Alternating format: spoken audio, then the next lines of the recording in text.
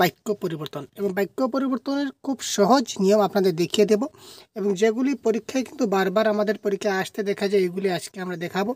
তো দেখুন, পরীক্ষায় আমাদের বাক্যর যে সরল বাক্য, জটিল বাক্য এবং যৌগিক বাক্য, এখান থেকে কিন্তু আমরা প্রত্যেক পরীক্ষায় প্রশ্ন দেখতে পাই। আপনারা জানেন সরল, জটিল এবং যৌগিক থেকে কিন্তু আমরা প্রত্যেক পরীক্ষায় কিন্তু আমরা একটা না একটা প্রশ্ন কিন্তু আমরা পাই। তো সেই ব্যাপারে আজকে আমরা আলোচনা করবো এবং সহজে খুব ছোট্ট ক্লাস হবে। ক্লাস শেষের পথে দেখুন শুরু হচ্ছে ক্লাস শেষ। আচ্ছা, সরল বাক্য, যেমন সরল বাক্য মানে কি একটা সিম্পল সেন্টেন্স থাকছে, যেমন এখানে কিছু থাকবে না। রাহুল বাজারে গিয়ে ওষুধ কিনলো, বা রাহুল বাজারে গিয়ে ওষুধ কিনেন, এটা একটা সরল বাক্য। তো কী ধরনের সরল বাক্য আমরা দেখব। তো তার আগে দেখুন, এখানে একটু আমরা যৌগিকে যাই। যখন আমরা যৌগিকে দেখবেন, তখন যৌগিকে যাওয়ার আগে দেখেন এদিকে একটু খালি ফাঁকা জায়গা রয়েছে, এদিকে একটা ফাঁকা জায়গা রয়েছে, ঠিক আছে। আচ্ছা, এদিকে একটা ফাঁকা জায়গা রয়েছে, আমরা দেখতে পাচ্ছি এখানে একটা ফাঁকা জায়গা দেখতে পাচ্ছি, মধ্যখানে একটা অব্যয়।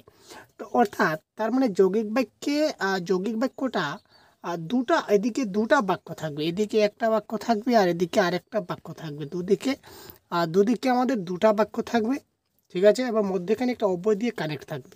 তো অব্যয়গুলো কী কী হতে পারে? এবং, কিন্তু, সুতরাং, তাহলে, অথবা, নইলে, বরং, তাই ইত্যাদি। এই শব্দগুলো কিন্তু হতে পারে এখানে অব্যয় হিসাবে। যেমন একটা আমরা এখানে দেখি, এখানে দেখুন কী দেওয়া আছে, রাহুল বাজারে গেলেন, আর ওইদিকে আরেকটা বাক্য ছিল ওষুধ কিনলেন। এই যে মধ্যখানে অব্যয় রূপে কে বসেছে? এবং বসেছে, এবং, ঠিক আছে, এবং। তো এই ধরনের যখনই দেখবেন যে দুই সাইডে দুটা বাক্য রয়েছে এবং দুটা বাক্যকে একটা মাত্র অব্যয় কী করেছে? কানেক্ট করেছে, সুতরাং এই ক্ষেত্রে এটা হয়ে আমাদের কী হয়ে যাবে? এটা আমাদের কি যৌগিক বাক্য, ঠিক আছে। কেমন? তো তার পরবর্তীতে দেখছি, আচ্ছা, জটিল বা মিশ্র বাক্য। আচ্ছা, জটিল। তো জটিল বা মিশ্র বাক্য যদি দেখি, তাহলে ডেফিনেশনটা আমরা এভাবে দেখতে পারি, যে দেখুন, যদি কোনো বাক্যে সাপেক্ষ সর্বনাম হিসেবে দুটো অব্যয় থাকছে, দুটো অব্যয়, যেমন যে, সে, যা, তা, যিনি, তিনি, যারা, তারা, বা নিত্য সম্বন্ধী অব্যয় আরও থাকতে পারে, যা বা এটাকে আমরা সাপেক্ষ যোজক বলতে পারি, যেমন যখন তখন, যেমন তেমন, বরং তবু, যেই না অমনি, যেহেতু সেহেতু। এই ধরনের রিলেটিভ ওয়ার্ড যখনই থাকবে, তখন সেটাকে আমরা কী বলতে পারি? জটিল বাক্য বা মিশ্র বাক্য বলতে পারি, ঠিক আছে। তো যখন রাহুল বাজারে গেল তখন ওষুধ কিনলো। আচ্ছা, মিশ্র বাক্যকে আরেক ধরনের ডেফিনেশন দিতে পারি, যদি কোনো বাক্যের মধ্যে আমরা যৌগিক এবং জটিল এই দুটারই ধরন পাই, সেটাকে আমরা মিশ্র বাক্য বলতে পারি। প্রথমত আমরা যৌগিক বুঝলাম। যৌগিক বলতে কী হবে? আমাদের দুই দিকে দুটা থাকবে, মধ্যেখানে একটা কানেক্টেড ওয়ার্ড থাকবে, একটা অব্যয় থাকবে, বাস। আর এটার ক্ষেত্রে কী বলেছে? দুটা অব্যয় থাকবে, দুটা সর্বনাম পদ থাকতে পারে।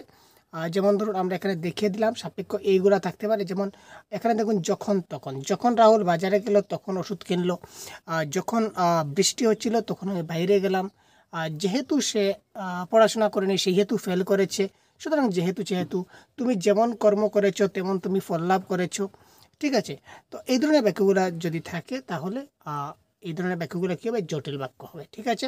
আর যে বাক্যে জটিলেরও সেই কোনো ধরন পাই নাই বা যৌগিকেরও পাই নাই, সেটা আমাদের সরল। আর যেখানে জটিল এবং যৌগিক দুটোরই পাবো, সেটা হবে কি? আমাদের মিশ্র। যেমন কীভাবে আমরা দেখি, তার বয়স বাড়েছে কিন্তু বুদ্ধি বাড়েনি, এটা কোন ধরনের বাক্য? এটা কারেক্ট আনসার কোনটি হবে? খুব তাড়াতাড়ি কমেন্ট বক্সে জানান তো।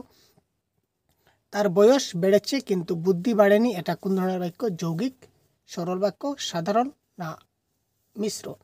দেখুন এখানে দেওয়া আছে কি, তার বয়স বাড়েনি একটা বাক্য, বুদ্ধি বাড়েনি আরেকটা বাক্য। তার বয়স বাড়েনি একটা বাক্য, বুদ্ধি বাড়েনি একটা বাক্য, মধ্যেখানে কিন্তু দিয়ে কানেক্ট করেছে, তো এটা হবে আমার কানেক্টেড অব্যয়। তো যখন আমার মধ্যে কানেক্টেড অব্যয় থাকে, তখন সেটা কি হয়? সেটা আমাদের হয় কি? যৌগিক বাক্য। তো correct answer option number 1 is the right. তারপর দেখি, হজরত মুহাম্মদ ছিলেন একজন আদর্শ মানব, ঠিক আছে। তো এটা কী ধরনের বাক্য? যৌগিক, সরল, সাধারণ, নাকি মিশ্র? এটা দেখুন, তিনি একজন খুব সহজ সরল আদর্শ মানব ছিলেন, অর্থাৎ তার গুণের কথা বলেছে, এখানে একটা বাক্য বলা হচ্ছে, দুটা বাক্য দেওয়া হয়নি। তো সুতরাং এই ক্ষেত্রে কারেক্ট আনসার হচ্ছে কি? এটা হবে সরল বাক্য। মা ছিল না বলে কেউ তার চুল বেঁধে দেয়নি, এটা কারেক্ট আনসার কী হবে? তাড়াতাড়ি কমেন্ট বক্সে পিন করুন তো। মা ছিল না বলে কেউ তার চুল বেঁধে দেয়নি, এটা কোন ধরনের বাক্য? জটিল, মিশ্র, সরল, নাকি যৌগিক? কারেক্ট আনসার কী হবে বলুন?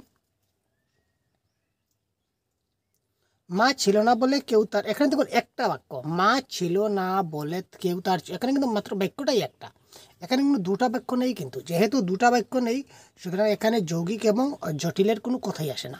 সুতরাং এটা হবে কি সরল বাক্যের একটা উদাহরণ। নেক্সট দেখি, যেই তার দর্শন পেলাম সেই আমরা প্রস্থান করিলাম। ঠিক আছে, যেই তার দর্শন পেলাম সেই আমরা প্রস্থান করিলাম, এটা কি হবে? তো দেখুন এখানে যে সে পেলাম, যেহেতু যে সে পেলাম, সুতরাং এটা কি হবে? এটা আমাদের জটিল বাক্য হওয়ার কথা ছিল, যে সে। তো যে সে আমরা এটা কি বাক্য? জটিল বাক্য। কিন্তু যেহেতু জটিল এখানে অপশন নাই, সুতরাং কারেক্ট আনসার হবে কি মিশ্র বাক্য। ঠিক আছে, সুতরাং এই ছিল আমাদের আজকের সেই ছোট্ট ক্লাস, এবং ছোট্ট ক্লাসের এই সম্পূর্ণ আনসার কি, এবং এই ক্লাসের পিডিএফটাও আমরা অফিসিয়াল গ্রুপে দিয়ে দেবো, আমাদের পেইড গ্রুপে আপনারা পেয়ে যাবেন। ঠিক আছে, আর যারা পেইড গ্রুপে জয়েন হতে চান, এখনই আপনারা আমাদের হোয়াটসঅ্যাপ নাম্বারে যোগাযোগ করতে পারেন। এখানে সবগুলো বাংলা ভাষার সবগুলো সম্পূর্ণ ম্যাটেরিয়ালস এবং তাছাড়া অনেকগুলো গুরুত্বপূর্ণ ক্লাস আপনারা এখানে পেয়ে যাবেন। সবগুলো স্টাডি ম্যাটেরিয়াল প্রত্যেকটা ক্লাসের আমরা এখানে দিয়ে থাকি। সুতরাং যদি জয়েন হতে চান তাহলে এখানে এই নম্বরে হোয়াটসঅ্যাপ করতে পারেন। ধন্যবাদ, ভালো থাকবেন, জয় হিন্দ।